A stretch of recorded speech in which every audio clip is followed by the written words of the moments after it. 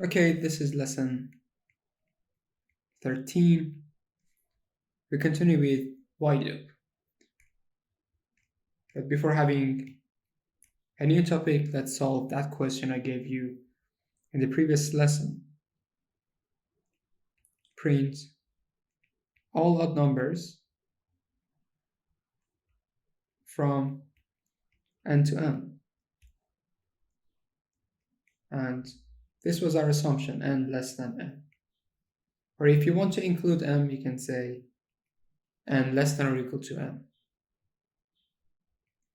Now, what is the action here that we want to repeat multiple times? So this is the action, printing all odd numbers from n to m. So printing odd numbers is the action. But first we have to identify the odd number and then print it. Let's say we have x, y, z, w, t. And here we have this action, all odd numbers. So you check if x is even or odd. Let's say this one is odd. So x is odd, you print x. Now you go to y, this one is even, so no need to print y. You go to z, this one is odd, you print z. You go to w, this one is even, you don't print it. And the last one, you go to t, this one is odd, you print it. So this is our action, printing all odd numbers. And of course, at some point, we have to stop. Otherwise, it will be an infinite loop. I will discuss infinite loop in other lessons. So what we need, first we need two variables, n and m. N equals, let's say 10. M equals 100. You can have other values. And then we have to use y. But here we need something. We need a condition. As long as this is true, we can repeat the process. We can repeat the action. But once this is false, we stop. So what to write here, which makes sense. So as you can see, it says from n up to m. So we have to check from 10 up to 100. So we have to check 10, 11, 12, up to 100. So it can be our condition, n less than or equal to m. So as long as this is true, we can repeat this action, identifying odd numbers and print them. So while n less than or equal to m. So how to check if a number is even or odd? So simple, we can use if statement. If n mod 2 not equal to 0. I'm sure you all know this operator. This is mod operator to get the remainder of a division. So if n mod 2 not equal to 0, so this is our condition. If this is true, it means the number is odd. So the number is odd, what to do? Let's print the number. Print n. So n is 10 if n mod 2 not equal to 0. This condition is false because n is 10. 10 is even number, so we can't print n. So what to do? We have to go to the next number. So we have to increase the value of n, right? So you increase the value of n right here, inside the body of while loop, not inside if. So as you can see,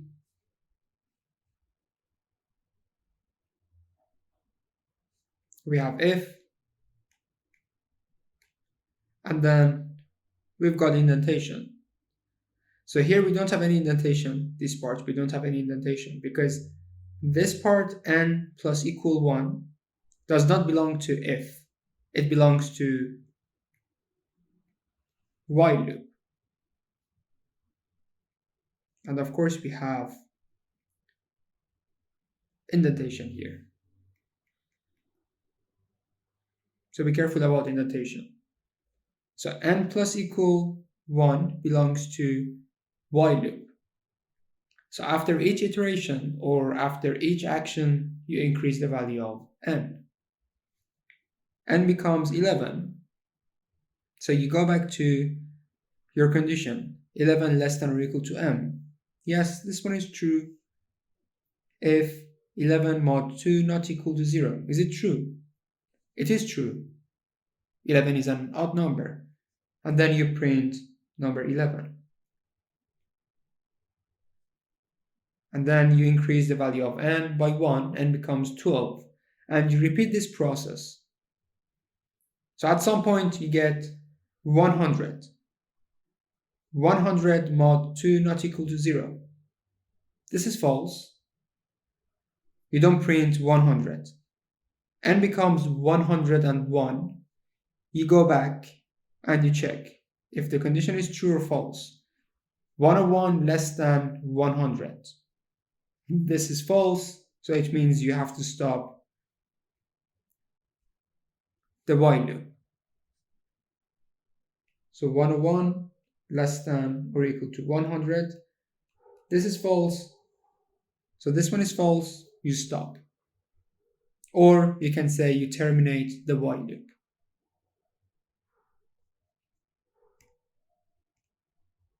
Now let's talk about a new topic. We have something called input error checking or input validation. So let's say we have a door here. I don't know if it is a door, so it's a doorknob. So you want to check if a person is above 170. So if a person is above 170, they can enter. If they are shorter than 170, they cannot. So what to do? So basically we are checking if this condition is true or not. So we want to validate something. So we have 166. No, you can't enter. We have 182. You can enter. We have 171. Yes, you can enter. We have 100. No, you can't. So we call this process validation, input validation. So in this example, we had some people. So we wanted to let them in if they are more than 170. If they're less, no, they cannot enter. So input error checking or input validation using while loop.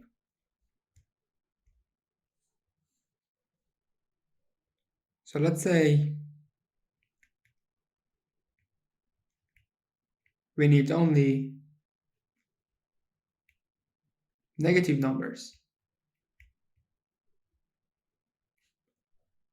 So we want to display just negative numbers, or we want to get one negative number from the user. So we have to validate the input. If it is a negative number, no problem, so cool, we can use the negative number. But if the number is 0 or positive, no, we can't use it. So basically, we want to repeat a process. What is that process? Validation is the process. So what is the action that we want to repeat? Checking something. So we want to check something multiple times. But here we are not sure. Maybe you check the input once, maybe 100 times. So first, we have while. And then you need your condition here. So we need only negative numbers. So if the number is negative, no problem, that's good. We take the number. But if the number is positive or 0, we have to ask the user to enter the number again. So while the number, let's say n, equals 0, or so we have the logical operator or, either of them should be true, not both of them, n equals 0 or n greater than 0. And colon. So you might say we can have something else instead of n equals 0 or n greater than 0. Yes, you can write n greater than or equal to 0. Not in this form, in this form, n greater than or equal to 0. So this one or this one here are fine. Both of them are fine. So we have while and then our condition. So what to do? The number is 0. We want to ask the user to enter the number again until we get a negative number. So let's say print. So we want to inform the user, no, we just need negative numbers. Enter negative numbers. Let me erase this part. And then n equals int input. So we have input function inside int function to get an integer. So here, initially you can have a value for n.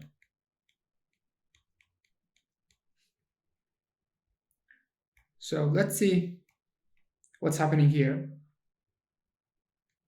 So this is our code. N equals int input.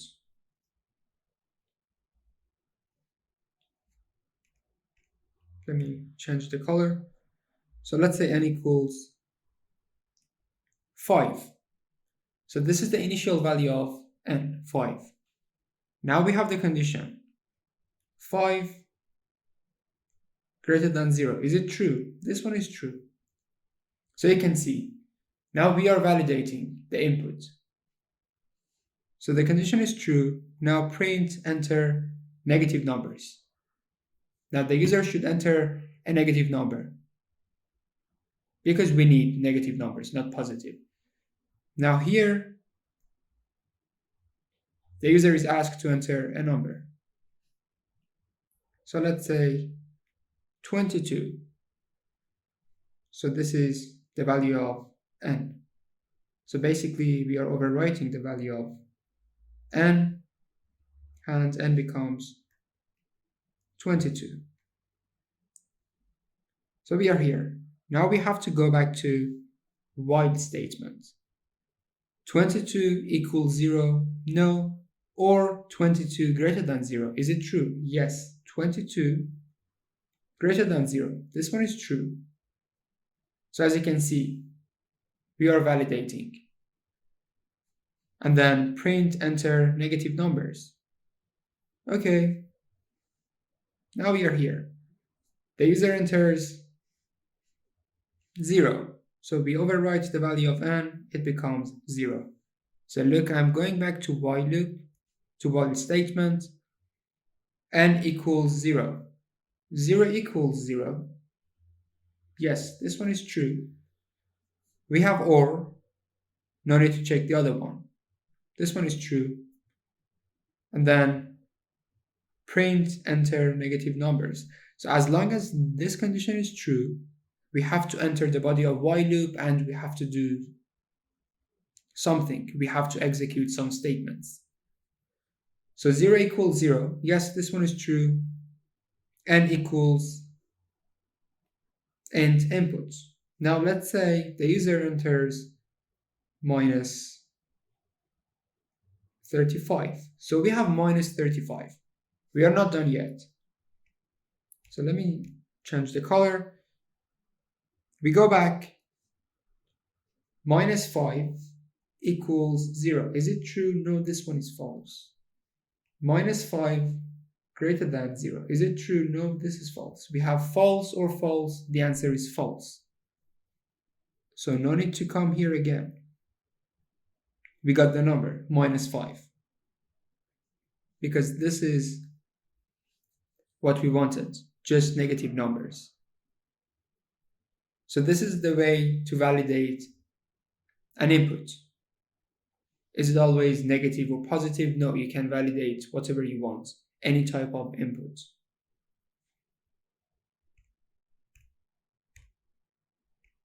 So let's finish the lesson here. So next time we will continue with while loop, but different types of loops. One of them is infinite loop, definite loop, indefinite loop, and so on. So that was all for this lesson. As usual, take care and bye bye.